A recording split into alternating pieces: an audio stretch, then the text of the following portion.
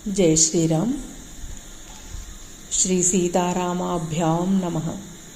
శ్రీమద్ వాల్మీకి రామాయణము బాలకాండంలోని 2వ సర్గము. రామాయణ కావ్యము యొక్క ఆవిర్భావము. నారదస్య తు తద్వాక్యం శ్రుత్వా వాక్య విశారదః పూజయామాస ధర్మాత్మా సహ శిష్యో మహామునిః యథావత్ పూజితస్తేన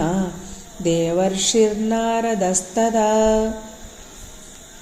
అపృష్ట్వైవాభ్యనుజ్ఞాతః సజగామ విహాయసం సముహూర్తం గతే తస్మిన్ దేవలోకం మునిస్తదా జగామ తమసా తీరం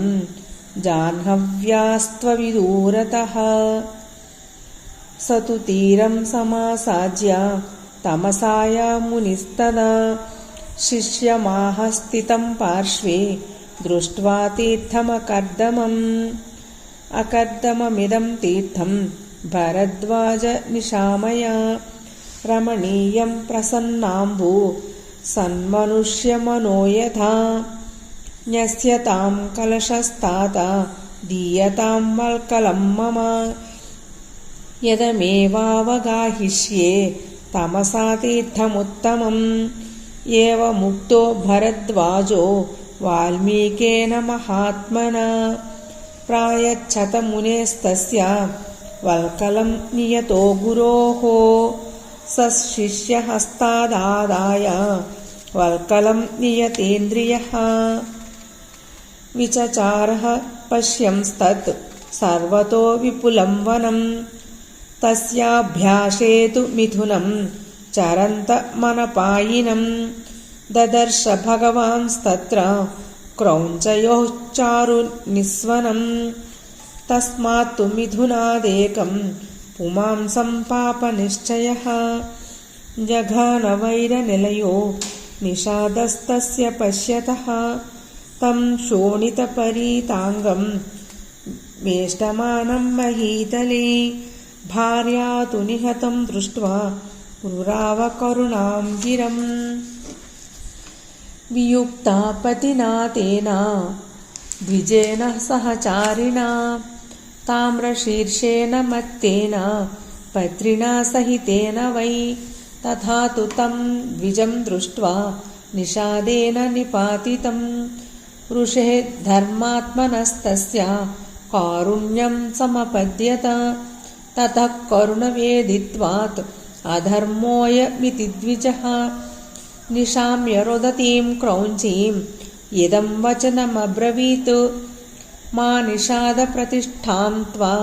మగమః శాశ్వతీః సమాః యత్క్రౌంచ మిథునాదేకం అవధిః కామమోహితం తస్యైవం బ్రువతశ్చింతా బభూవ హృది వీక్షతః శోకాత్తేనాస్య శకునేః కిమిదం వ్యాహృతం మయా చింతయన్ స మహాప్రాజ్ఞః చకారమతిమాన్మతిం శిష్యం చైవాబ్రవీద్వాక్యం ఇదం స మునిపుంగవః పాదబద్ధోక్షరసమః తంత్రీలయ సమన్వితః శోకాత్తస్య ప్రవృత్తో మే శ్లోకో భవతు నాన్యథా శిష్యస్తు తస్య బ్రువతో మునేర్వాక్యం అనుత్తమం ప్రతిజగ్రాహ సంహృష్టః తస్య తుష్టో భవద్గురుః సోభిషేకం తతః కృత్వా తీర్థే తస్మిన్ యథావిధి తమేవ చింతయన్నర్థం ఉపావర్తత వై మునిః భరద్వాజస్తతః శిష్యో వినీతశ్రుతవాన్ గురోః కలశం పూర్ణమాదాయ పృష్ఠతోనుజగామః స ప్రవిశ్యాశ్రమపదం శిష్యేన సహ ధర్మవిత్ ఉపవిష్టః కథాశ్చాన్యాః చకార ధ్యానమాస్థితః ఆజగామ తతో బ్రహ్మ లోకకర్తా స్వయం ప్రభుః చతుర్ముఖో మహాతేజ ద్రష్టుం తం మునిపుంగవం వాల్మీకిరథ తం దృష్ట్వా सहसोत्थाय वाग्यतः प्राञ्जलिः प्रयतो भूत्वा तस्थौ परमविस्मितः पूजयामास तं देवं पाद्यार्घ्यासनवन्दनैः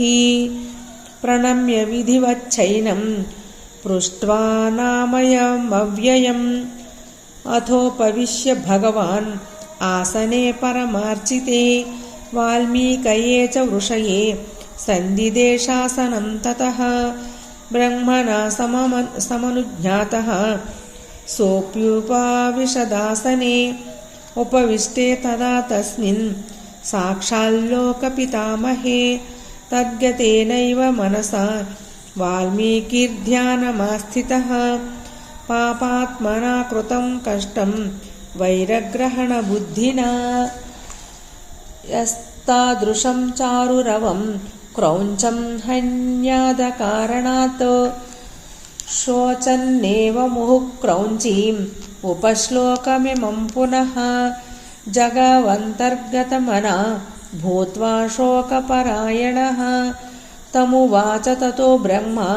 प्रहसन्मुनिपुङ्गवं श्लोक एव त्वया बद्धो नात्र कार्या विचारणा मच्छन्दादेव ते ब्रह्मन् प्रवृत्तेयं सरस्वती रामस्य चरितं सर्वं कुरु त्वं ऋषिसत्तम धर्मात्मनो गुणवतो लोके रामस्य धीमतः वृत्तं कथय धीरस्य यथा ते नारदाच्छ्रुतं रहस्यं च प्रकाशं च यद्वृत्तं तस्य धीमतः रामस्य सह सौमित्रे राक्षसानां च सर्वशः वैदेह्याश्चैव यद्वृत्तं प्रकाशं यदि वारहः तच्छाप्यविदितं सर्वं विदितं ते भविष्यति न ते वागनृता काव्ये काचिदत्र भविष्यति कुरु रामकथां पुण्यां श्लोकबद्धां मनोरमां यावत् स्थास्यन्ति गिरयः सरितश्च महीतले तावद् रामायणकथा लोकेषु प्रचरिष्यति यावद् रामायणकथा त्वत्कृता प्रचरिष्यति तावदूर्ध्वमधश्च त्वं मल्लोकेषु निवत्स्यसि इत्युक्त्वा भगवान् ब्रह्मा तत्रैवान्तरधीयत ततः सशिष्यो वाल्मीकिः मुनिर्विस्मयमाययौ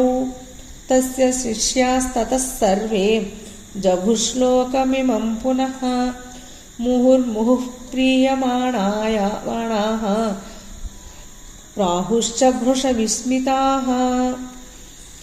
समाक्षरैश्चतुर्भिर्यः पादैर्गीतो महर्षिणा सोऽनुव्याहरणाद् भूयः श्लोकश्लोकत्वमागतः तस्य बुद्धिरियं जाता वाल्मीकिः भावितात्मनः कृत्स्नं रामायणं काव्यम् ईदृशैः करवाण्यहम् उदारवृत्तात्तपदैर्मनोरमैः तदास्य रामस्य चकार कीर्तिमान् समाक्षरैः श्लोकशतैर्यशस्विनो यशस्करं काव्यमुदारधीर्मुनिः तदुपगतसमाससन्धियोगं सममधुरोपनतार्थवाक्यबद्धं रघुवरचरितं मुनिप्रणीतं दशशिरसश्च वधं निशामयध्वम्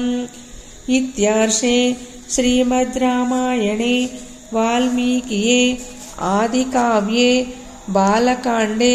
द्वितीयः सर्गः।